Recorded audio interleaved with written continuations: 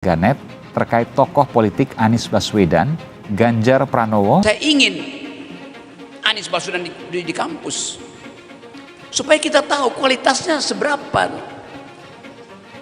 Kalau Ganjar gak usah diuji. 3 kali pilpres belum menang ya, bukan kalah tapi menang di posisi kedua ya, dapat runner up. Mendukung Ganjar Pranowo sebagai Presiden Republik Indonesia 2024-2029. Biasa mendukung Roky Gerung belak-belakan kritik Anies Baswedan, ia kurang mampu merakyat, tapi akademisi Roky Gerung sejauh ini kerap menunjukkan dukungan untuk Anies Baswedan karena dianggap memberikan pembaruan untuk pemerintahan Presiden Joko Widodo saat ini. Namun Roky ternyata tidak ragu untuk memberikan kritikan pedas kepada Anies, seperti baru-baru ini Roky mengupas salah satu kinerja terburuk dari mantan Gubernur DKI Jakarta tersebut. Hal ini dibahas Roky di diskusi Indonesia Leaders ke-112 pada Jumat 14 September 2022. Dalam kesempatan tersebut, Roky menyebut janji kerja Anies bisa dinilai secara normatif. Iya, bisa juga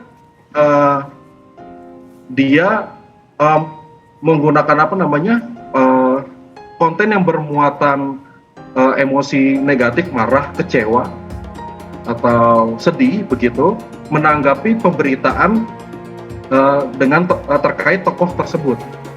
Nah, sentimen ini dianalisisnya bukan dari kata per kata saja, tapi dari keseluruhan cuitan.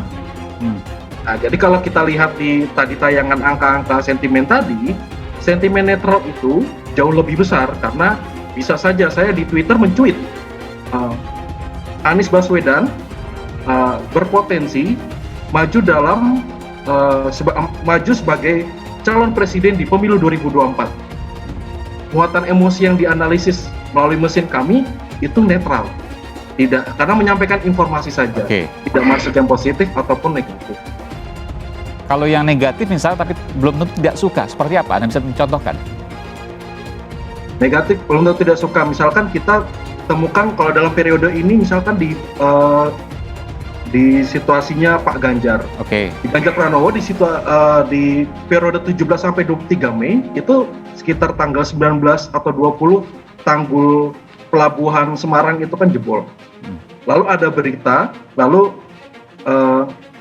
mention Pak Ganjar. Lalu reaksinya yang didapat. Saat itulah Roky dengan belak-belakan menyebut Anies kurang mampu untuk turun merakyat. Namun penilaian ini harus diberikan sambil membandingkan kualitasnya dengan tokoh-tokoh politik lain. Menurut Roky, yang dicari dari sosok Anies adalah kemampuannya sebagai antitesis Jokowi. Hal itulah yang perlu diwujudkan oleh Anies, termasuk dengan tidak dimanfaatkan oleh oligarki. Menurutnya, peran oligarki di pencapresan Anies justru menjadi rekam jejak yang buruk baginya, sebab Anies dinilai mempunyai reputasi sehingga digerakkan oleh masyarakat sipil. Namun tiket pencapresan ini kemudian diambil alih oleh Partai Nasdem. Roky kemudian mengingatkan Anies untuk tetap menjaga integritasnya yang tidak tergoda oligarki, apalagi karena relawan Anies menurut Roky berkenan mengeluarkan uang untuk pencapresannya. Setelah pasang badan bela Anies Baswedan, Ade Armando dia tuh sama kayak Ahok, sama-sama orang. Politisi Partai Solidaritas Indonesia, Ade Armando angkat bicara setelah sikap politiknya menjadi sorotan berbagai pihak, di mana dia mati-matian pasang badan membela Anies Baswedan yang kerap ia kritik saat ex-gubernur DKI Jakarta itu diserang isu rasis dan disebut tak layak maju pada Pilpres 2024 mendatang.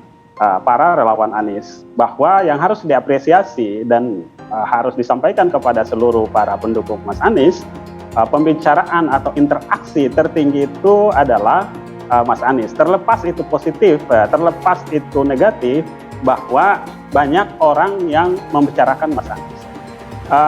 Pembicaraan yang banyak ini kontribusinya adalah bahwa sedikit demi sedikit Mas Anies akan menjadi yang populer terhadap di antara tokoh yang ada hari ini.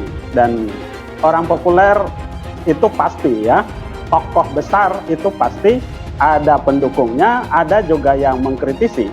Bahwa paling tidak kita memperoleh gambaran terlepas itu dari positif negatif tadi, Mas Anies hari ini banyak diperbincangkan orang, ya, banyak didiskusikan orang, ya. Kita harap bahwa diskusi-diskusi yang muncul itu kemudian adalah diskusi karena produk, karena karya nyata, karena kebijakan yang dirasakan oleh warga Jakarta.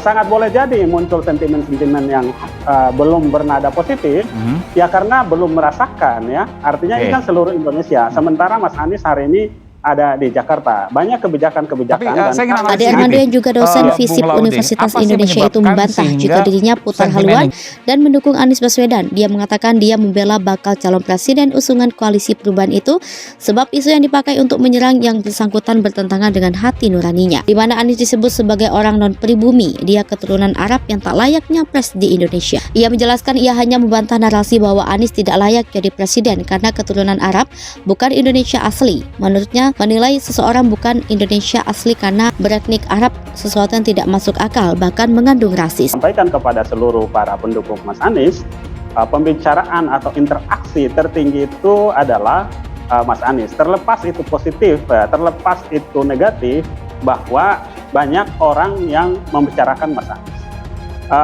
Pembicaraan yang banyak ini kontribusinya adalah bahwa sedikit demi sedikit Mas Anies akan menjadi yang populer terhadap di antara tokoh yang ada hari ini. Dan orang populer itu pasti ya, tokoh besar itu pasti ada pendukungnya, ada juga yang mengkritisi.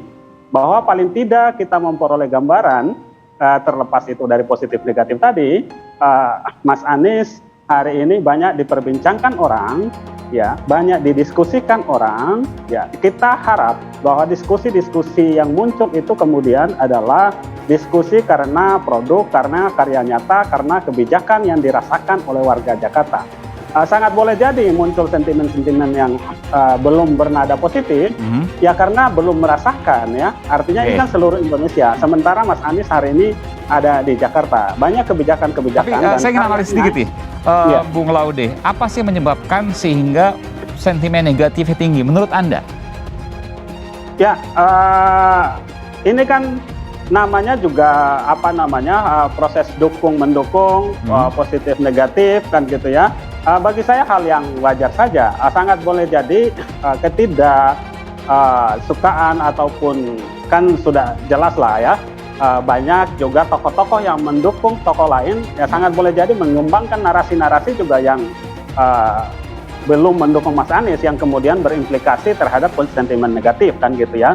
Dibanding kemudian misalkan ya teman-teman ataupun para calon juga yang kerjanya kurang, karyanya kurang kan gitu ya. Tidak ada yang perlu diperdebatkan di situ kan.